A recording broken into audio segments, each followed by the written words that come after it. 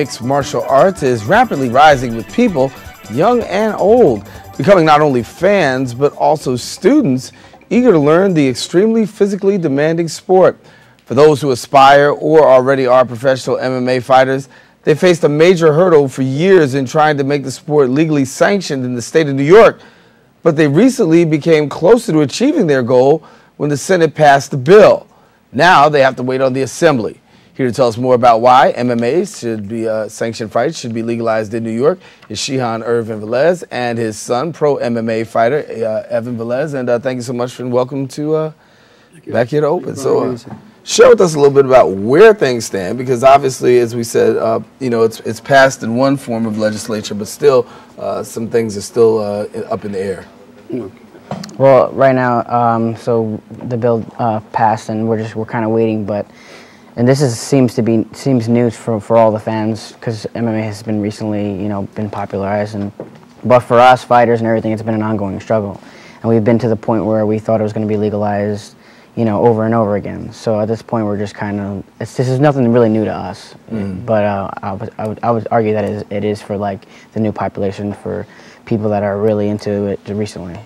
Well, why should it be sanctioned? I guess the question is, Well, there's a lot of talent, out there, and there's already some combat sports that are, like boxing, there's wrestling, there's grappling is coming real popular, and there's a lot of arguments and a lot of directions, and for example, in some ways, boxing is even more dangerous than MMA, because when a boxer gets hurt, there's a standing 8 count, and then what happens is the ref will ask you, are you okay? And because fighters are tough, they're going to always say yes, they want to continue. So after having a minor concussion from a standing 8 count, they'll continue fighting. Whereas in MMA, once there's a knockdown, the referee rules that automatically the fight's over. So in a sense, you can argue that one's safer than the other or this or that, but what we're really missing out in New York State is all the talent that we have. Well, let me bring your dad in here on this, because your son is 2-0. Yes, he has a good record, professional record, I should say. But most of his fights occur out of state because it's not sanctioned here. So that means 2 things. Number 1, he loses the hometown advantage. Number 2 is you got to travel. Exactly. Well, one of the advantages also of having it come to New York is it develops revenue for the state. And right now, the way the economy is, I think it would be a good idea to bring it to New York. Schools, people are being laid off, and all kinds of things are happening, and I think that's the best thing. Watching your son as a father, talk about that process and seeing him engage, because some parents say, I can't see it, it's too violent, it's too this, right. It's too that. What's your perspective?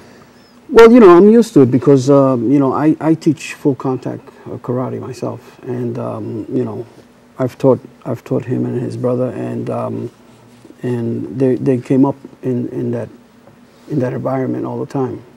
So for him, it hasn't been like that much different to getting into the MMA field.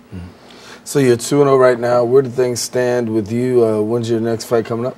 My next fight is on July 23rd. I'm actually waiting to hear back from my opponent to have him sign the contract. But if everything goes well, the fight will be July 23rd in Atlantic City under CFFC.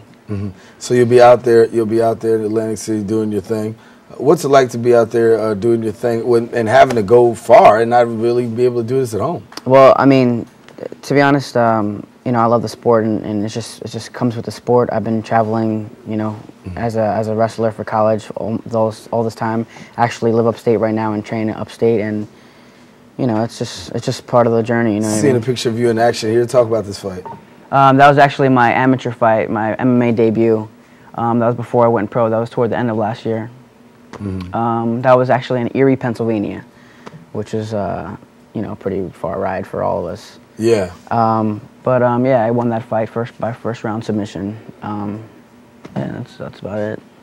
How well are you keeping up with the whole political process here in New York? Well, like I said, this has been an ongoing struggle for us for a long time. And in the beginning, we were all really involved, you know, and now it's just been going back and forth for so many years.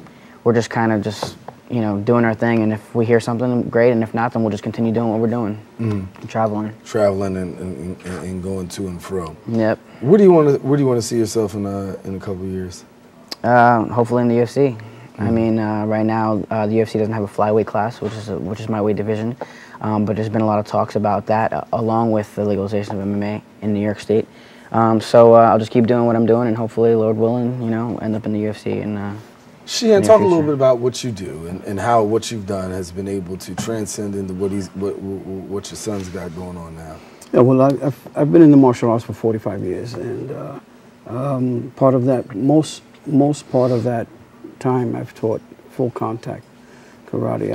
I was a full contact fighter myself when I was younger, and I transcended that to my sons, and they've taken off with that now. One is doing jiu-jitsu, the other one is doing MMA, but they have a full contact background.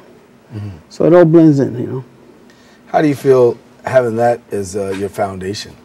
Well, I would say, you know, especially now starting off in MMA, a lot of the guys that are recently coming into are, you know, are one-dimensional, which they only have experience in one area, whether it's just wrestling or boxing or something. I started off with karate for a long time, and then I wrestled in high school and college.